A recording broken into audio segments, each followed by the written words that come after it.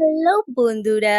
অনেক তো মাছ মাংসর রেসিপি হলো। আজ বানাবো টেস্টি পনিরের অসাধারণ রেসিপি। তার জন্য পনির নিয়েছি। এখানে পনিরটা ভেজে নিচ্ছি। এখানে সেই তেলের মধ্যে একটু আলুটাও ভেজে নেবো। এবার দেখুন সমস্তটা তুলি কড়াইয়ের মধ্যে পেঁয়াজ, আদা, রসুনের পেস্ট দিয়ে দেবো।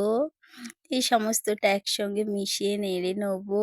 এবার দেখুন ২ টো লঙ্কাও দিয়ে দিয়েছি। এবার দেখুন এগুলো মসলা। আপনাদের যে মসলা ভালো লাগে আপনারা সেই মসলাই দিতে পারেন। এবার দেখুন আমার কাছে তো কাঁচা টমেটো ছিল না, ওর জন্য একটু টমেটো সস দিয়ে নিলাম। এবার দেখুন মসলা কষে গেলে ওর মধ্যে আলু পনির দিয়ে ভালোভাবে কষিয়ে জল ঢেলে একটু ফুটিয়ে নিয়ে তার মধ্যে গরম মসলা দিয়ে দেবো। এটা কিন্তু বাড়িতে বানানো গরম মসলা। এই দেখুন টেস্টি পনির।